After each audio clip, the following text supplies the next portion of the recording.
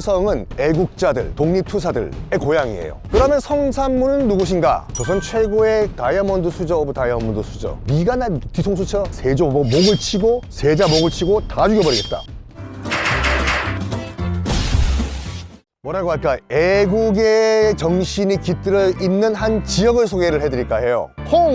홍자로 시작하는 말이 뭐가 있을까요? 홍시. 홍시! 나훈아의 좋은 노래죠. 홍성 빙고! 충청남도 홍성군입니다. 이 홍성은 애국자들, 독립투사들의 고향이에요. 홍성에 숨겨져 있는 그 애국자들의 발자취, 지금부터 따라가 보겠습니다.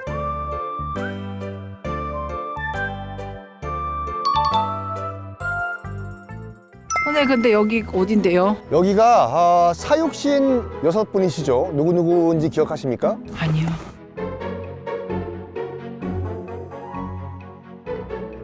성산문 선생님의 태어난 곳, 유허지라고 하는데 지금은 존재하지 않지만 문헌상 기록이 남겨져 있는 그런 장소가 유허지예요. 저기가 성산문 선생님이 태어나신 생가터라고 보시면 됩니다. 그러면 성산문은 누구신가?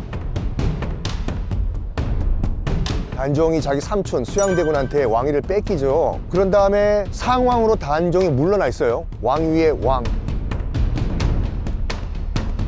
그런데 상황이 불쌍하다고 해서 단종 복위 운동을 집현전 학자들이 추진합니다. 성공을 못해가지고 세조한테 걸려요. 총 6분이 돌아가시는데 그 중에 한 분이 성산문 선생이에요.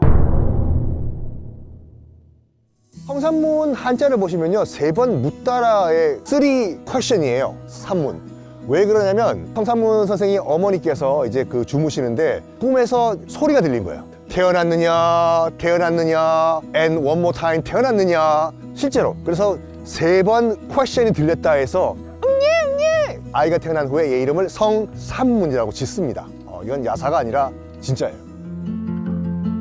이 몸이 죽어가셔 무엇이 될꼬 하니 복례산 제일봉에 낙락장송되어서 뭐뭐뭐 나가는데, 그렇죠. 이 몸이 죽어도 2명의 임금을 섬길 수가 없다. 성산문 선생님은 조선 최고의 다이아몬드 수저 오브 다이아몬드 수저예요.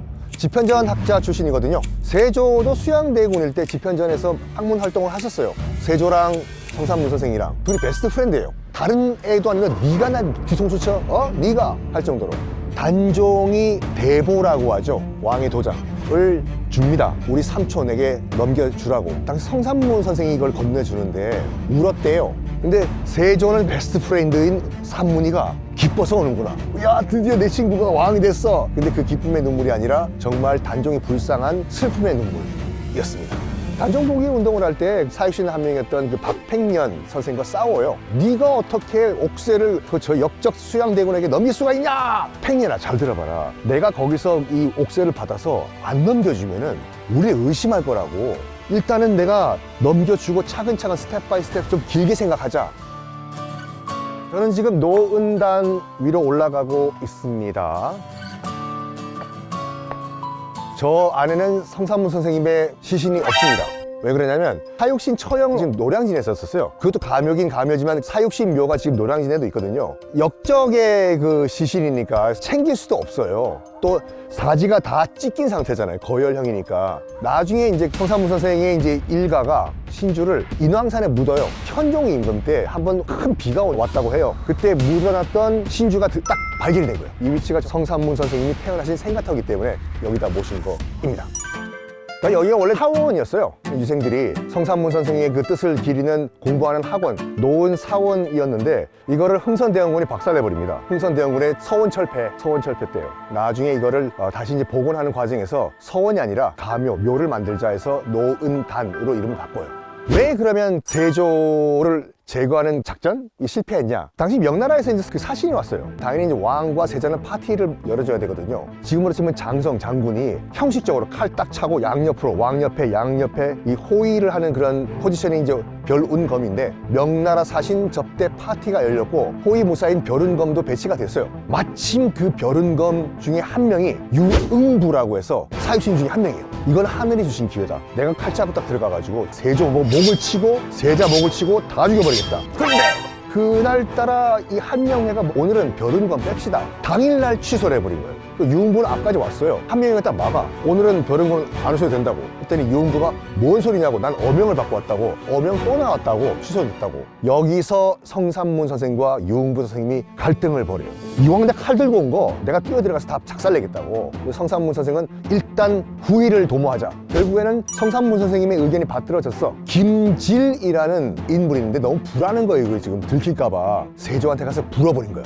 이게 이제 그 단종 복위 운동인데 요 사건을 계기로 상황 대접을 받던 단종이 노산군으로 강등되고 강원도 영월 청령포로 유배를 갑니다.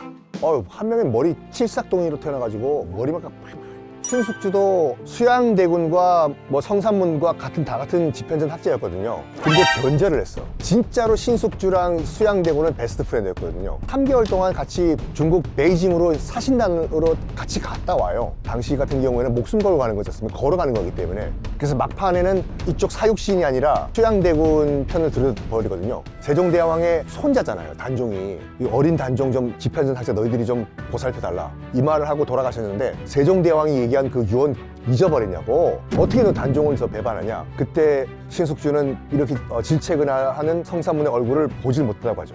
성산문 선생님을 포함해서 사육신은 그때는 정말 역적이었지만 시간이 흐를수록 충절의 상징이지 않습니까? 특히 이제 성산문 선생님을 누가 존경했냐면 송시열 선생님, 우암 송시열. 성리학 유학자 가운데서요, 자자가 붙으려면 거의 성인 수준이 돼야 돼요. 그래서 공자, 맹자잖아요. 우리나라 사람 가운데서 유일하게 자자가 붙은 사람이 송시열이에요. 송자라고 해서 중국도 인정을 한 송시열 선생님은 성산문 선생님을 충절의 아이콘으로 생각했어요. 현종 때 저기 신주가 인왕산에서 발견됐다고 말씀드렸잖아요. 그걸 딱 보고 송시열 선생님이 이거 내가 글을 쓰겠다. 이걸 또 쓰려고 하니 나보다 더 명필이 있어요. 선생님 좀 써주시면 어떻겠냐. 김진상 선생이라고. 감사합니다. 저희 또 집안 어른이시에요. 광산 김씨.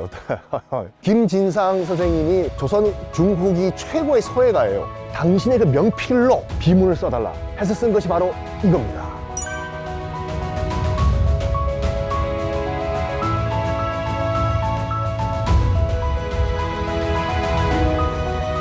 그 앞에 보면 이제 이 성산문 선생님의 아버지인 성승 장군의 또 묘가 있고, 바로 옆에 보면 최영 장군 사당도 있거든요. 황금보기를 돌같이 하라. 누가 한 말인가요? 최영 장군의 말씀 받들어. 아니에요. 최영 장군의 아버지의 말씀이에요.